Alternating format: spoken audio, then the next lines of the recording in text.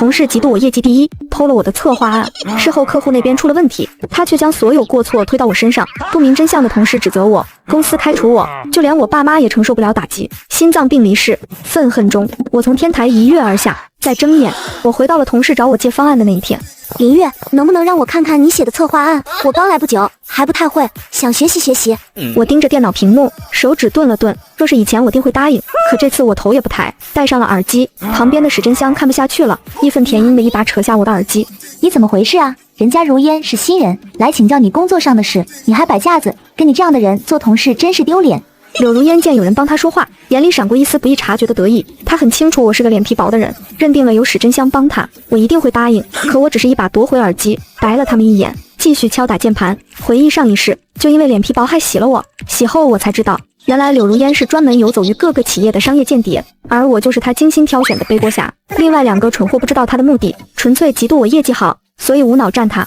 这一次，这些害我的人我一个都不会放过。见我故意不搭理她，柳如烟窘迫地站在一旁，眼眶红红的，似有泪珠在她眼里打转。林月，我不知道我是哪里得罪你了，我只是单纯想要向你学习，你不该这样羞辱我。林月，你实在太过分了，大家都是同事，你怎么能这么侮辱柳如烟？别以为你是上月的业绩第一就了不起，我告诉你，今天你是给也得给，不给也得给。说完，他还拍拍柳如烟的后背，轻声细语的安抚她，劝她别哭了。林月，柳如烟平时也没有得罪过你，你怎么这么不领情？嘴上总说女生互助，我看你才是最厌女的。谁的嘴这么臭？我以为哪儿的下水道漏了呢。林月，亏你爸爸也是开公司的，真是一点格局都没有。你爸妈要是知道你这么会摆架子，肯定都不想认你这个女儿。就是这么差的脾气，也配得上我们公司？赶紧辞职吧。算了，谢谢你们。林月是我们公司的王牌，她的策划案肯定很厉害，不想给我看也很正常。没事的，我自己慢慢琢磨吧。说完，他跑到自己的工位，眼眶通红的看着电脑。史真香和温月看到这一幕更来气了，大声的咒骂我以后会遭到报应。办公区里还有其他同事，他们边吃瓜边对我指指点点。啧，那不就是林月吗？新人想请教他竟然还摆架子。业绩第一的优秀员工嘛，看不起我们这些 NPC。窃窃私语声越来越大，史真香和温月见舆论站在他们这边，更有底气了。林月，你今天必须把方案交出来，大家都是同事，互帮互助是应该的。你要是不给，我们就去找 HR 评理。对，让 HR 看看，就这种团队协作精神，凭什么年年拿优秀员工？你们2个这么团结友爱，怎么不把自己的方案借给他？你们又不是新人，总不会连一份能看的方案都没有吧？我们的方案风格不对，哪里好意思借给柳如烟？怎么不适合？比他那份皱巴巴的旧方案强不就行了？他又不挑，对吧，柳如烟？我把话锋转向柳如烟，她当然不想要史真香和温月的那些平庸之作，那2个货色的方案连及格线都够不上，怎么可能帮到她？她的目标从一开始就是我。林月，明天的汇报对我真的很重要，这个项目要是拿下来，我下个月的转正就有保障了，所以我想用一份质量高一点的方案，你的风格最符合，求你了，就借我看看框架好不好？她哭得梨花带雨，声音里带着哀求，周围有人露出不忍的表情，但我心里清楚得很，这副可怜相底下藏着的是怎样的恶毒。这样吧，我不太喜欢把个人文件外传，而且我的思路你也不一定适用。下班我带你去书店买2本专业书，你自己回去研究，比参考我的方案更有用。柳如烟脸上的表情僵了一瞬，她需要的是我的方案，是那份可以让她动手脚，然后栽赃给我的方案。买书自己研究，她还怎么把这是嫁祸给我？不用破费了，林月，我就看看你的方案就行，真的，就看看框架，不会耽误你太多时间的。如烟，你让他买几本书能花几个钱？你替他心疼什么？再说了，咱们都是一个公司的，他多帮帮你是应该的。温月也表示同意，他2人不知道柳如烟的心思，只想着我能当这个冤大头自然最好。就是林月，你说几点去书店？明天如烟就要汇报了，你可别拖到晚上耽误人家休息，买了书还得看呢。就现在，国贸那儿家旧华书店，你们自己打车过去，我先到那儿等你们。说完，我起身收拾东西，拎起包就往外走。知道柳如烟的真面目以后，我连和她多待1秒钟都觉得恶心，怎么可能和她坐同一辆车去？我们前后脚到了市中心最大的书店，史真香和温月一下车就东张西望，眼睛里冒着光。哇塞，这家店我平时路过都不敢进来，全是精装书，1本都上千块，果然是有钱人。可不是嘛，我上次想买本专业书，看了看价格没舍得，这回可算沾光了。这2人做什么春秋大梦呢？精装书店隔着一条街的地方，那里才是我们要去的地方。他们顺着我指的方向看过去，马路对面有一家门脸破旧的旧书店，门口的牌子上写着按斤称，10元3本。史真香和温月的脸黑成锅底。林月，你耍我们呢？才刚夸你2句你就这么拉胯，你既然都要送人，送几本新书能洗啊？我看你就是嫉妒如烟最近风头盛，怕他汇报出彩抢了你优秀员工的名头吧？柳如烟那水平，我入行比她早3年，带过的项目比她见过的都多。上一世要不是她使阴招，她能翻出什么浪花来？再说了，我的钱也不是大风刮来的，精装书我自己都舍不得经常买，还想让我买来送给上一世害死我的人，做梦！我没再搭理他们，自顾自地朝马路对面走去。见我油盐不进，他们也无奈跟上来，只是在我身后嘀嘀咕咕。进了旧书店，一股纸张陈年的味道扑面而来。结账的时候，他们拿来满满一筐的书，至少有几10本。你明天是去参加辩论赛，还是去开图书馆？让如烟多挑几本，怎么了？你都从精装书店降级到旧书店了，当然要多买几本补偿一下。抠抠搜搜的，他工位上都没几本像样的专业书，这些正好给他充充门面。还有这些都是最新的，我查过了，网上评价都不错，如烟也翻了，都是能用上的。我心里边骂娘边付了款。等他们走后，我联系了一个小有名气的私家侦探，希望他能帮我收集到关于柳如烟的信息，以及他背后的金主资料。离开侦探事务所后，我回到公司，却发现有些不对劲。我桌上那份打印好的方案呢？史真香和温月正凑在一起吃下午茶，听到我的话，两人齐齐摇头。这时，柳如烟从复印室的方向走过来，手里还抱着一个文件夹。林月，你回来了。我刚才去复印资料，正好看到你桌上的那份方案放在那儿，想着你可能不要了，就顺手拿去复印了一份。我想学习你的思路，你不介意吧？我脑子嗡的一声，冲上去一把夺过文件夹，狠狠摔在地上。谁允许你碰我东西了？我以为你不要了，上面写着我的名字，你凭什么以为我不要了？你眼睛瞎了吗？柳如烟复印了我的方案，回头改动几个数字，出问题了，就说是参考我的方案写错了数据，把责任嫁祸给我；没出问题，就说是自己写的。一个人独揽荣誉，心思真够歹毒的。被我这一吼，柳如烟的眼眶立刻红了，一副受了天大委屈的样子。史真香和温月这2个正义使者果然又坐不住了，放下蛋糕就冲了过来。林月，你干什么？如烟就是想学习，你至于发这么大火吗？就是你那破方案放在桌上，谁知道你要不要？如烟好心帮你整理，你倒好，狗咬吕洞宾。帮我整理？他碰过我东西，经过我同意了吗？我工位上的东西，他有什么资格动？都是一个办公室的，互相帮忙怎么了？你这人怎么这么自私？周围的同事又被惊动了，纷纷朝这边看过来。柳如烟适时地抽泣起来，可怜极了。又吵起来了，这林月最近脾气好大。不就是看个方案吗？至于吗？冷静，现在一定要冷静。方案既然已经被他复印了，再发火也无济于事。重要的是后面的事。柳如烟汇报的时候，万一真出了问题，他绝对会把篡改后的数据推到我头上，必须在那之前拿到能证明我清白的证据。柳如烟，我最后警告你一遍，从今天起不准碰我任何东西，文件、草稿、笔、本子，哪怕是我桌上的一根头发丝，你都不许碰，我嫌脏。说完，我转身就走，身后传来柳如烟的哭声和史真香他们的咒骂声，我充耳不闻。回到工位，打开电脑，思考着如何逆风翻盘。突然，我有了一个主意。按照柳如烟的性格，她肯定不会只偷一次。如果我提前布局，想到这儿，我又加班加点写了一个新的方案。这份方案比之前的更详细、更完美。我把方案直接存在公司的服务器里，然后又打印一份出来，放在桌上最显眼的位置。以柳如烟的贪婪性格，肯定会将原来的方案替换成这份更好的方案。既然你这么喜欢复印，那我就让你复印个够，希望你到时候别后悔。第二天一早，我提前半小时到了公司，办公室空荡荡的，只有保洁阿姨在打扫。我走到柳如烟的工位前看了一眼，果然如我所料，那份新方案的复印草稿就放在最上面。上午10点，我正在工位上摸鱼，手机震了一下，侦探事务所的江哥发来的消息：林小姐，你要查的那个人有点意思，方便的时候给我回个电话。我看了眼周围，史真香和温月正在一起摸鱼，柳如烟在开会。我拿起手机，走到楼梯间，拨了回去。江哥，什么情况？你让我查这个柳如烟的背景，我查到了。我联系到他以前的同事，说他上次离职的时候，还和公司闹得挺不愉快。什么原因？涉嫌泄露客户资料，但没抓到实锤，最后不了了之。还有更有意思的，他最近和一个叫刘金水的人走得很近。刘金水是华盛的采购经理，而华盛正好是你们公司最近在谈的那个大客户吧？对，他们怎么了？我查到他最近和刘金水吃过3次饭，都在外面餐厅，这是监控截图，我发你了。还有，刘金水这个人在业内的名声不太好，他之前待过2家公司，都因为吃回扣被警告过。有证据吗？暂时没有直接的，不过我发现一件事，柳如烟最近半个月银行卡里多了2笔钱，一共18万，以他的工资不可能有这么多存款。能查出转账来源吗？我查了，是一家叫明达咨询的公司，这家公司的法人代表是刘金水的小舅子，还有一件事，我觉得你应该也感兴趣。我查了刘金水的开房记录，最近1个月，他和柳如烟在同一家酒店开过4次房。你是说他们不只是金钱上的交易？没错，刘金水有老婆孩子，柳如烟明知道还跟他混在一起。而且我查了柳如烟的社交账号，他发过一些照片，虽然删了，但还是被我找到了。有几张是在酒店里拍的，角度很亲密。照片能拿到吗？我已经保存了，酒店那边的记录截图我也有，之后我会发给你。这个女人比你想象的复杂得多。原来如此，上一世我一直想不通他为什么要害我，现在明白了，他们还有这一层关系。柳如烟偷我的方案，跟刘金水里应外合，在项目里动手脚，刘金水负责验收，柳如烟负责在方案里把预算做高，两人分钱，而我只是他精心挑选的替罪羊。江哥，继续查，尤其是他和刘金水的往来记录，越详细越好。钱的事能拿到银行流水吗？这个有点难度，得托关系，给我点时间。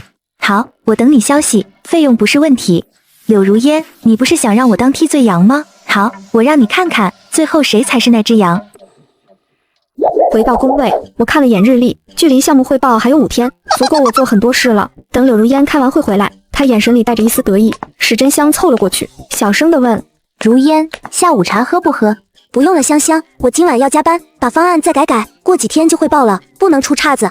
哎呀，你这么认真干嘛？你那个方案我看过了，写的可好了，比某些人的强多了。我戴着耳机，假装没听见，心里却在冷笑。下班时间，办公室里的人陆续走了，我假装去洗手间，然后给江哥发了条消息：江哥，明天我要约刘金水的老婆见个面，她叫什么？做什么的？张燕，开了家美容院。你把她的联系方式和地址发给我。行。5分钟后，我收到了张燕的手机号，直接给那个号码发了条短信：张姐你好，我是做护肤品代理的，想和您谈个合作，方便约个时间见面吗？我这边有一些资料想给您看看，不能直接说刘金水的事，得先见面，当面聊。这个女人能开美容院，肯定不是傻子，只要我把证据摆在她面前，她自然会知道该怎么做。第2天上午，我请了半天假，去了张燕的美容院。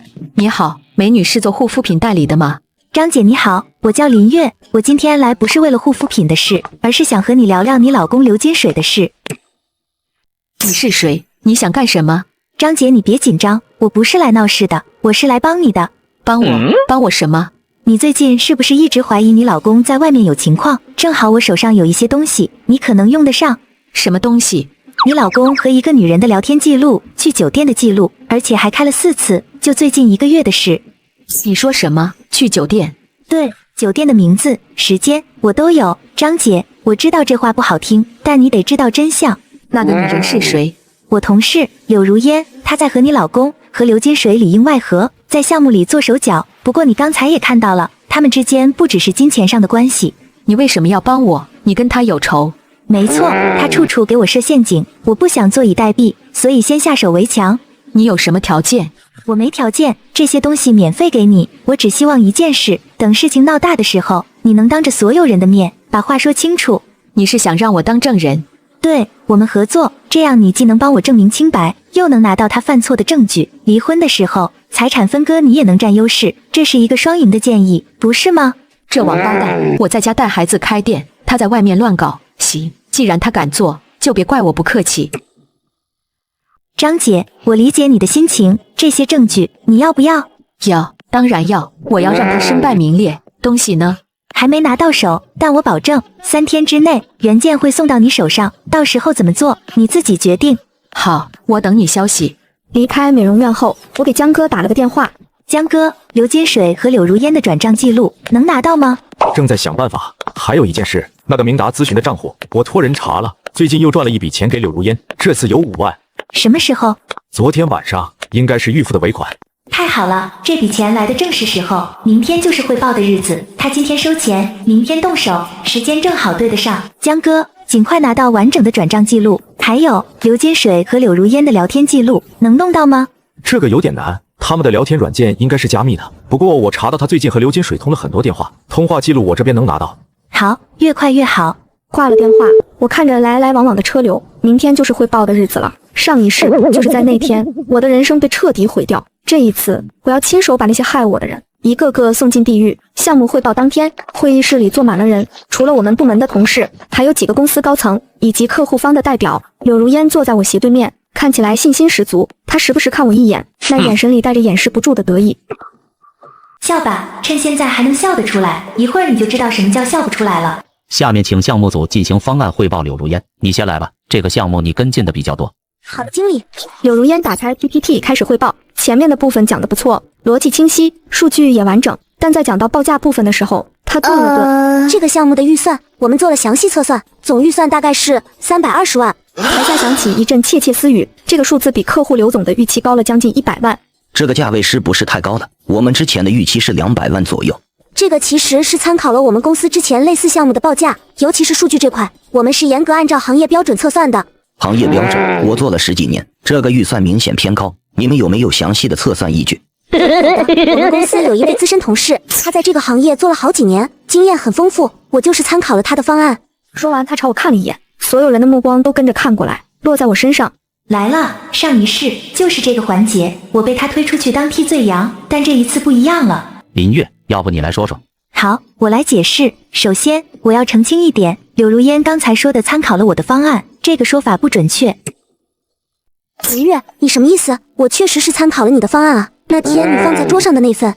对，你是复印了我的方案。那我问你，我方案上的数据你改过没有？我没改过。没改过，那为什么你刚才汇报的预算和我方案上的数据完全不一样？我调出提前存在公司服务器上你的方案，投影到大屏幕上，对比刚才柳如烟汇报的方案，差别一目了然。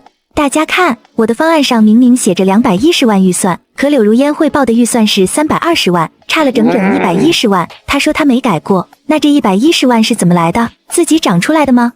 不对，肯定是你提前改了，故意陷害我。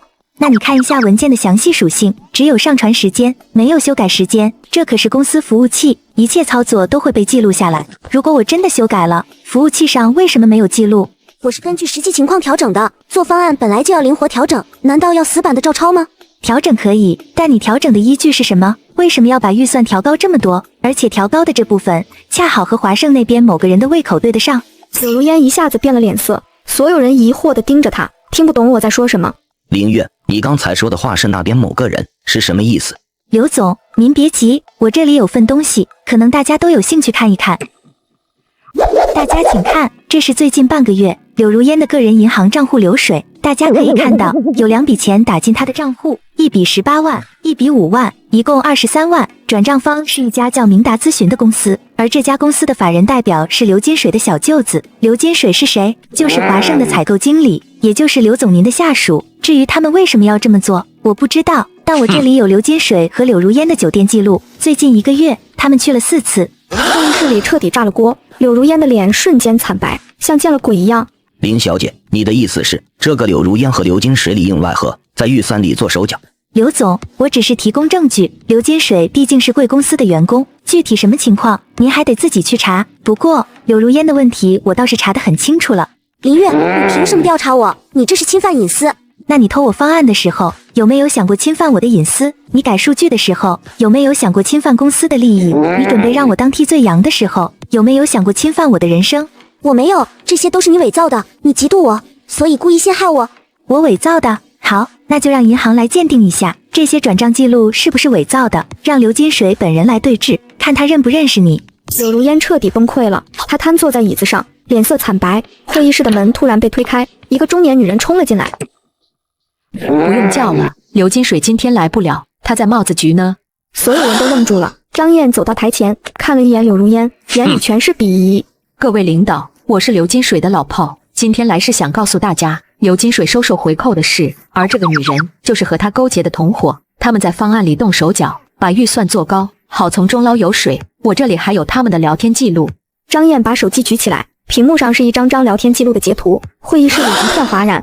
报警，马上报警！20分钟后，帽子叔叔赶来了。柳如烟被带走的时候，回头看了我一眼，那眼神里全是怨毒。之后，会议室里的人陆续散去，经理走到我身边，拍了拍我的肩膀。林月，委屈你了，这件事公司会严肃处理。谢谢经理，不过我还有一件事。你说。史真香和温月，他们俩帮着柳如烟一起排挤我，煽动舆论。虽然他们不知道柳如烟的真面目，但他们的行为确实伤害了我。我希望公司能给他们相应的处分。这个他们也不知情啊。经理，我知道您想息事宁人，但我想问一句，如果今天没有这些证据，如果我真的被冤枉了，他们会站出来替我说一句话吗？他们只听柳如烟的一面之词，就认定是我的错，这样的人不应该为自己的言行负责吗？我知道了，我会和 HR 商量一下。1周后，公司公告栏发了通告，开除柳如烟，同时追究她的法律责任。刘金水那边的情况更糟，他被抓进去之后，公司查账查出了更大的问题。这些年他利用职务之便收受各种回扣，加起来超过几百万，最终被判了5年有期徒刑。张燕和他离了婚，分割财产的时候，因为手里有他犯错的证据，法院把大部分财产判给了张燕。史真香和温月被公司通报批评，取消了当年的评优资格，还要扣奖金。但为了讨好我这个领导身边的红人，两人还是找到了我。林月，对不起，是我们错怪你了。我们真的不知道柳如烟是那样的人，以为她就是普通的同事。不用道歉，以后离我远点就行。一句轻飘飘的对不起，换不回我上一世受的那些罪。我不报复他们，已经是我最大的仁慈了。因为不想再看到那2张虚伪的脸，我申请调到了另一个项目组。新组的人挺好说话的，工作氛围也轻松。日子一天天过去，那件事渐渐被人淡忘。直到有一天，我收到了一条陌生号码发来的短信。林月，你以为这样就结束了吗？你毁了我的人生，我也不会让你好过，等着吧。我盯着那条短信看了很久，猜测是柳如烟发的，于是把短信转发给了江哥，让他帮我查一下这个号码。2天后，江哥给我回了电话。查到了，这个号码是柳如烟在用，她现在住在郊区的一个出租屋里，状态很不好，现在恨你恨得要死。他会做什么吗？不好说，这种人走投无路的时候，什么事都干得出来。你最近小心点，别一个人走夜路。我知道了，谢谢江哥。挂了电话，我心里有点发毛。从那以后，我每天下班都尽量和同事一起走，晚上也不单独出门。时间过得很快，转眼到了年底，公司年会在一个大酒店举行，所有人都盛装出席。主持人宣布年度优秀员工，我的名字被念了出来。年会结束后，我刚走出酒店大门，手机突然响了，是个陌生号码。喂，哪位？林月，好久不见。柳如烟，你今天挺风光啊，优秀员工，恭喜啊！你想干什么？我不想干什么，就是想告诉你，我现在过得不好，我连个工作都找不到，每天躲在出租屋里，像只老鼠一样。而你呢，升职加薪，风光无限，凭什么？凭我没做亏心事。柳如烟，你走到今天这一步，是你自己做的，跟我没关系。要不是你，我怎么会落到这一步？你明明可以不管的，你明明可以假装什么都不知道的，你为什么要揭穿我？因为你要我当替罪羊，要我背黑锅，我不揭穿你，难道等着被你害死吗？你懂什么？我也有我的难处，你根本不懂我的苦。林月，你等着，我不会放过你的。电话挂断后，我握着手机，内心久久无法平息。3天后的晚上，公司服务器出了点问题，我在公司等工程师修好后才离开。晚上10点多，我刚走出公司大门，突然从暗处冲出来一个人。林月，你去洗吧。我下意识往旁边躲，但还是有一支针管扎在了我的胳膊上。保安听到声音冲过来，把他按在地上。我低头一看，是柳如烟，她在地上拼命挣扎，嘴里不停地骂：林月，我变成这样都是你害的，凭什么你还能过得这么好，我却只能像只老鼠一样躲在阴沟里，你不得好死。那针管里是乙肝病毒，我就算下地狱也要拉着你陪葬。帽子叔叔很快赶到，把柳如烟带走了。我也立刻去前往了医院，医生说来得及时，问题不大。1个月后，我再去医院复查，一切正常。而柳如烟因为故意伤害被关进了监狱，听说她在里面精神状态一直不好，最后被送进了精神病院。时间过得很快，转眼又是1年。那天我在茶水间倒咖啡，听到2个同事在聊天。你听说了吗？那个柳如烟就是从咱们公司被开除的那个，在精神病院里自嘎了。真的假的？他精神状态一直不好，那天趁护士不注意就……我端着咖啡杯站在门口，听完了他们的对话，心里说不上是什么感觉。柳如烟，你这一生可悲又可恨，下辈子做个好人吧。